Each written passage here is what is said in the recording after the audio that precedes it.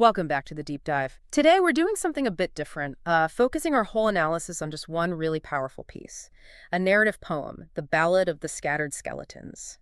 So our mission today is basically to get under the skin of this poem. It's packed with these dense metaphors about injustice, about truth being suppressed, and how that builds into this, well, this physical, almost horrifying force of judgment. We're looking at a blueprint for a reckoning. And what grabs you right away, I think, is how incredibly direct that central image is. I mean, the dead aren't coming back like misty ghosts you barely see. No, not at all. They're an army, a physical army made of bone, cold, hard bone. It's a material threat demanding, well, material justice.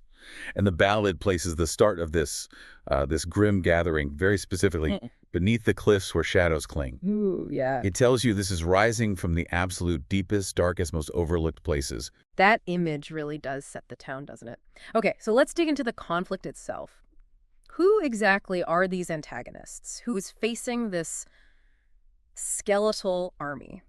The poem doesn't pull any punches, calls them the lords who drank the people's breath, and said they built their crowns on silent death. I mean, that's just an immediate, pretty brutal indictment. It really is.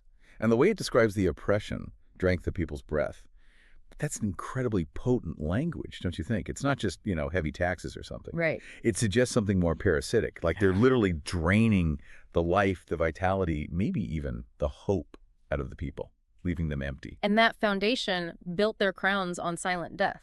That hits hard, too. It implies their whole power structure wasn't based on some glorious victory, but on unacknowledged death, mass casualties swept under the rug. Exactly. Deaths they never answered for. It sort of suggests the regime's legitimacy is built on a hidden genocide, covered up by silence. It forces you, the listener, to think about history, doesn't it? Like, whose suffering got erased to create someone else's golden age? What got hidden? Definitely. But despite all this horror they built their power on, the rulers, well, they thought they were safe, didn't they? Secure. Oh, completely. They believed their symbols of power, their courtly maneuvering, all that stuff was enough to keep reality at bay. They were relying on these very superficial, very earthly things. The poem lists them, right? The golden throne, the jeweled hand, symbols of wealth, sure, but also just objects.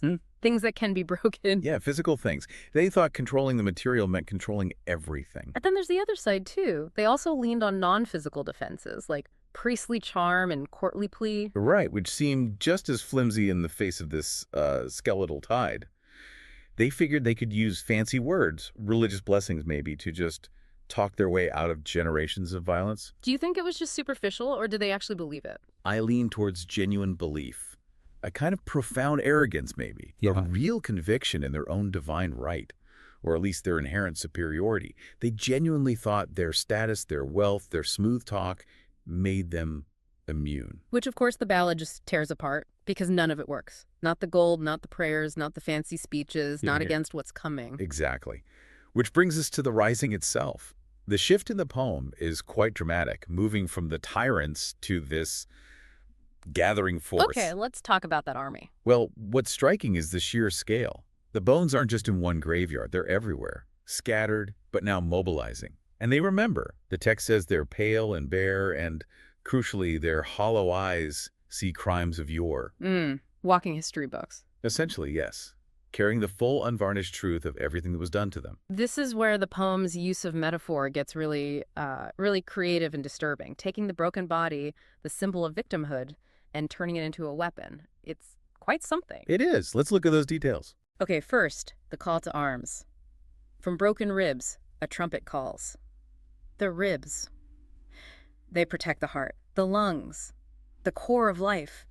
Breaking them implies deep, probably fatal violence. Precisely. And now that very point of vulnerability, that brokenness, is repurposed. It becomes the signal, the sound of revolution. The thing that was destroyed to end a life now announces the end of the oppressors. It's a stunning reversal. Yeah, it really is. The brokenness itself is now the rallying cry. And then, right after the call, comes the judgment. From shattered skulls, a judgment falls. The skull, well, it's the symbol of finality, of thought, of identity. Gone. Shattering it means life and thought are completely extinguished. You'd think so. But the poet flips it. That absolute end, that final loss, becomes the very force delivering the verdict on the tyrants. Death itself, especially violent death, is now the judge and jury. It's a very cold, very direct kind of justice. Dispensed by the victims. Exactly. And then for the movement, the relentless beat. Femurs beat like drums of war. The femur's the biggest, strongest bone, right? Built for support, for moving forward. So that sound. Imagine it. Hundreds, thousands maybe, of these heavy bones hitting the ground together. It wouldn't sound human. It'd be this unstoppable, percussive rhythm, the sound of historical grievance marching forward. You can't argue with that sound. It's pure inevitability. That imagery is... Yeah.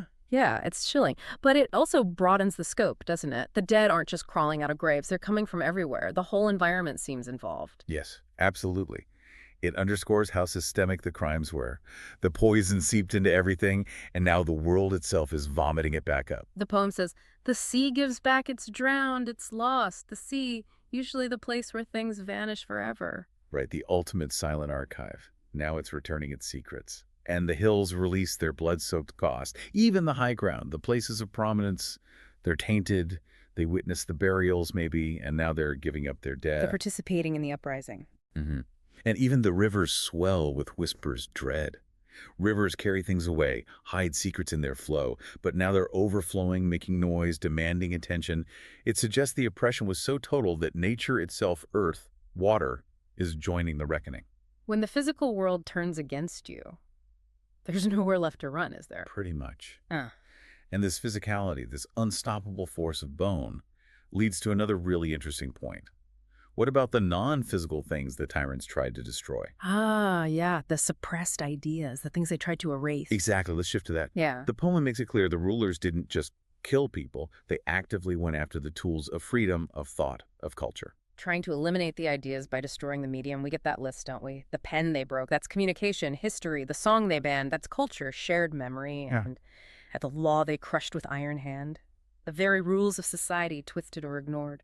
And it's a really smart critique embedded in this horror story, you know. The pen, the song, the law, these represent intellectual resistance, cultural identity, the social contract, all things the tyrants tried to obliterate. Thinking if they smashed the physical object, the pen, the music sheet, the law book, the threat was gone. But the poem argues quite powerfully that these concepts, these ideas, have a life of their own, a durability that can't actually be crushed by physical force. And here's the incredible part. How they return. It's not just that the ideas survive. No, it's the transformation. The abstract becomes kinetic, becomes weaponized. Those suppressed things, the pen, the song, the law, they return as swords of burning bone to pierce the tyrants on their throne. Wow. So the truth they tried to bury literally becomes the blade that takes them down. Right. It's not just revenge, it's moral judgment made terrifyingly real. Precisely. It's the ultimate irony, isn't it? Yeah. They end up being judged not by the living people they could maybe still intimidate, but by the indestructible ideas they thought they'd already defeated. It's a complete moral victory, just manifested in bone. They tried to crush truth, and truth became swords. You can't get much more direct than that. And the poem underlines the absolute certainty of it all in the final stages. The rattling hosts shake holy ground. Meaning nowhere is safe. No refuge, not even in religion or sacred spaces. None. The whole wave of the dead is called a reckoning sea. Again, that imagery of a natural, unstoppable force. Something you can't negotiate with, can't bribe, can't turn away. So wrapping this up, the ballad really delivers a potent message, doesn't it? It feels like both a warning to any system built on lies and violence, and also maybe a kind of promise. I think so.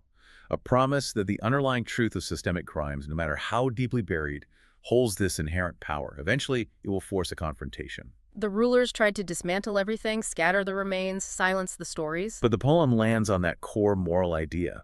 For skeletons, though torn apart, still carry truth in every heart. Even fragmented, even scattered, that truth remains potent. It endures. That really is the final thought to sit with, isn't it, for you, the listener? The tyrant can destroy the tools, burn the books, jail the artists, but the idea itself persists. So here's the final question, maybe. Yeah. If the pen they broke and the song they banned literally transform into instruments of justice, what does that truly tell us about the lasting power of ideas? Of stories. Of truth itself. Yeah. Perhaps the biggest vulnerability of any oppressive power isn't its borders or its armies. But the ideas it couldn't quite manage to extinguish. Something to think about.